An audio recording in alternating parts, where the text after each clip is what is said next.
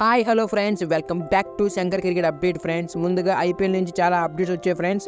ఆ అప్డేట్స్ ఏంటో ఈ వీడియోలో మాట్లాడుకుందాం ఫ్రెండ్స్. ముందుగా చాలా మంది వీడియో చూస్తారు కానీ లైక్ చేయట్లేదు ఫ్రెండ్స్. ప్లీజ్ లైక్ చేయండి, సబ్స్క్రైబ్ చేసుకోండి friends. Please support me.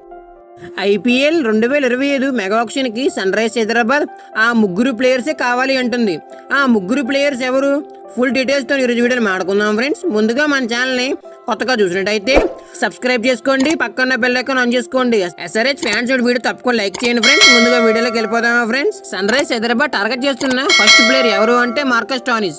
Marcus Stoinis ఎందుకు టార్గెట్ చేస్తుందంటే క్లాసన్ తర్వాత బ్యాటింగ్ చేయగల క్యాబిలిటీ ప్లేయర్ ఎవరో కనిపించలేదు లాస్ట్ ఇయర్లోని. అందుకే క్లాసన్ తర్వాత బిగ్ హిట్టింగ్ చేయగల క్యాబిలిటీ ప్లేయర్ ఎవరు అంటే మార్కస్ స్టోయినిస్ కనిపించారంట కావ్య మేడం గారికి. అందుకే ఈసారి మార్కస్ స్టోయినిస్ని తీసుకుందాం అనుకుంటుంది సన్ రైజ్ హైదరాబాద్. ఎందుకంటే లో ఆర్డర్లో కూడా బౌలింగ్ చేస్తాడు, అలాగే పవర్ ప్లేలో కూడా బౌలింగ్ చేస్తాడు. ఆ క్లాసన్తో పాటు అందరూ అవుట్ అయినా సరే మార్కస్ స్టోయినిస్ ఒక్కడే ఆడగలడు.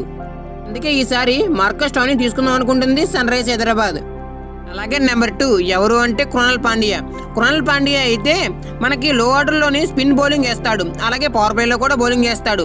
అలాగే కృణాల్ పాండ్యా లాంటి ఎక్స్పీరియన్స్ ప్లేయర్ ఉంటే సన్ రైజ్ హైదరాబాద్ కూడా ఉపయోగపడతాడని ఆలోచించారు సన్ రైజ్ హైదరాబాద్ మేనేజ్మెంట్ అయిన కావ్య మేడం గారు. అలాగే కృణాల్ పాండ్యా లాంటి లో ఆర్డర్ లో కూడా బిగ్ హిట్టింగ్ చేయగల క్యాబిలిటీ కూడా ఉంది కృణాల్ పాండ్యాకి.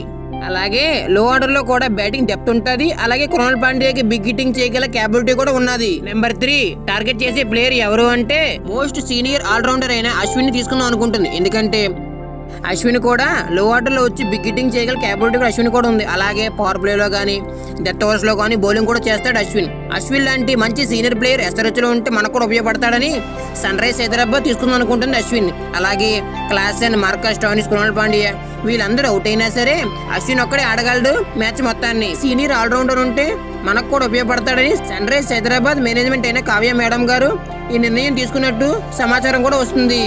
ఇలాంటి మరెన్నో అప్డేట్స్ మీకు ఇస్తూ ఉంటాను ఫ్రెండ్స్. సబ్స్క్రైబ్ చేసుకోండి, పక్కన బెల్ ఐకాన్ ఆన్ చేసుకోండి. Like, share, subscribe.